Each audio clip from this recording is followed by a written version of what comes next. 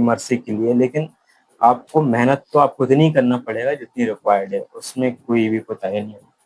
मतलब ये कि अगर आपकी फिजिक्स नहीं बन पा रही है और आप बायो में और केमिस्ट्री में अच्छे हैं, तो फिजिक्स में भी आपको अच्छा होना चाहिए, आपकी जद्दोजहद करनी चाहिए। अब आपने दूसरी चीज कहा कि कैसे पढ़ना है, तो बायो के लिए तो एनसीईआरटी एंड एनसीईआरटी है। इसके अलावा कितना कितना परसेंट आता है 11th और 12th दोनों के लिए? 11th-12th में 50-50% है ऑलमोस्ट, मतलब 11th का 55% बोल रहे, थोड़ा सा ज्यादा रहता है। 11th का सिलेबस भी ज्यादा बड़ा है, क्योंकि 55 to 60% 11th से आता है, एंड रेस्ट ऑफ तो ये सेम रेशो केमिस्ट्री फिजिक्स सभी में चलता है?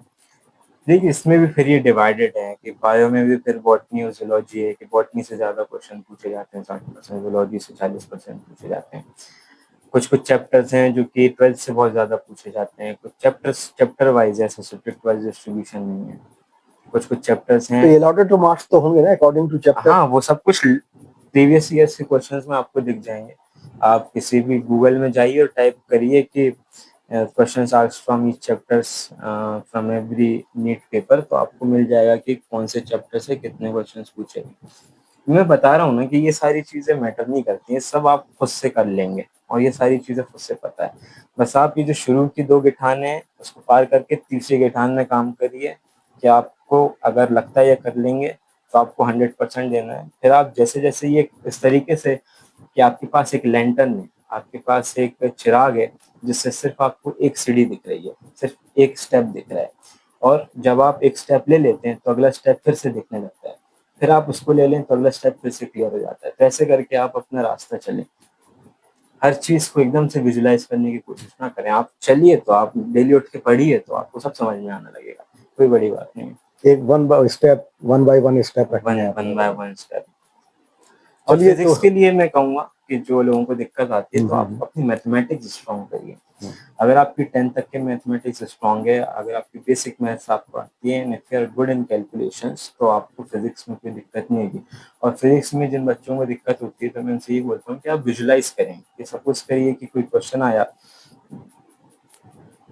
कुछ कुछ टेस्ट सीरीज में बहुत ही टफ क्वेश्चन आते हैं, जैसे कि आता है कि कोई नेता है, कोई मिनिस्टर है, वो जा रहा है और रैली के ऊपर अपने स्टेज के ऊपर चढ़ा है, और किसी जो उसका फैन है या उसका जो मुरीद है उसने माला फेंका इतने सर्टेन डिग्री ऑफ एंगल से, इतने सर्टेन स्पीड से, और इसकी स्टेज की हाइट इतनी है, उसके नेता की हाइट इतनी है।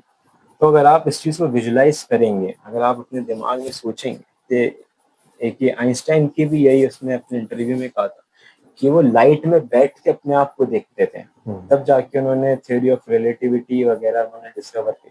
तो physics is all about visualisation. आप कितने बेहतर तरीके से विविडली इमेजिन कर सकते हो, जितना विविडली वो आपके सामने होता हुआ दिखेगा, आपके पास आंसर्स उतने जल्दी आएंगे। चलिए आज की आपसे हमारी बातचीत बहुत मुफीद रही, और भी हम मैटर को ये चाहेंगे कि इसके कई पार्ट हमारे बने, और हम आपसे मिल बैठकर, जब तक आप यहाँ हैं तब तक हम आपसे इस्तेफादा हासिल करेंगे, आपसे बातचीत करते रहेंगे, क्योंकि मेरे और आपके दरमियान एक जनरेशन का फ़र्क है।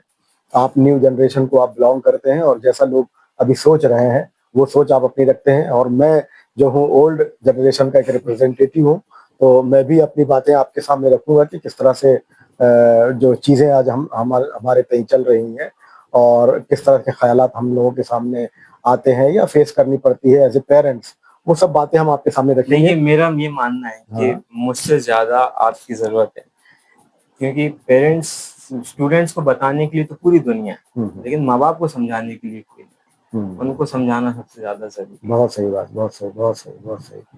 मतलब ये है कि पेरेंट्स की बहुत जिम्मेदारी है, वो उससे फरार हासिल नहीं कर सकते। वो ही समझते हैं कई कि बार कोई जिम्मेदारी नहीं है, वो ही समझते हैं कि हमने पैसा लगा दिया, इसको कोटा बेच दिया, आलू डालो सोना निकले, मतलब हमने डाल दिया तो अब ये डॉक्टर बन के निकले। आप क्या रोल प्ले कर रहे हो वो उनको नहीं पता, वो सबसे ज्यादा अहम रोल है, जो ट्रायंगल का जो टॉप मोस्ट वर्ड बहुत जरूरी है, इसलिए बच्चे डिप्रेशन में चले जाते हैं कि उनकी कोई बात सुनने वाला नहीं है कोई उनको, और जो पेरेंट्स जो है वो बच्चों के वापस आने के दरवाजे भी एक तरह से बंद कर देते हैं कि भाई आपको कामयाबी आ रही है तो आप वेलकम हो, और नहीं आ रहे तो आप जानो।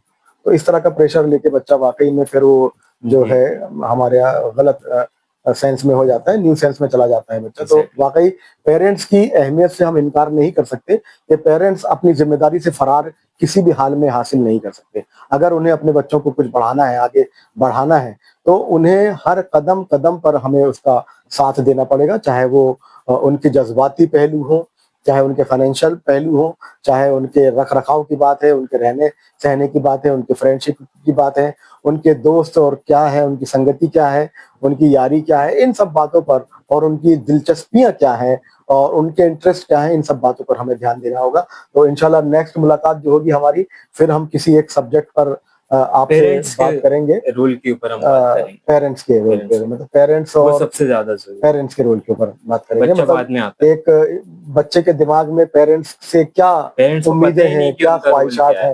हैं, क्या। पेरेंट्स को पता ही नहीं कि वही सब हाँ, चीज तो ये की जड़ है, बहुत सब चीज अहम का सिलसिला है। अहम इंशाल्लाह गुफ्तगू होंगी अपनी, जी।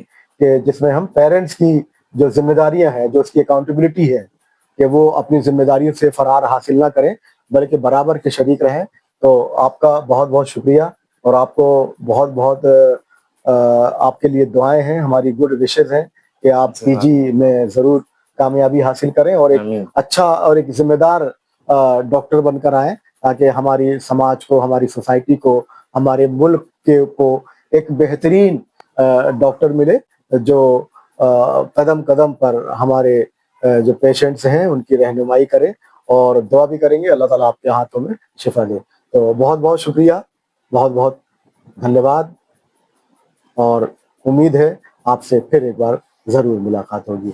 तब तक के लिए सभी को बहुत बहुत शुक्रिया, बहुत बहुत शुक्रिया।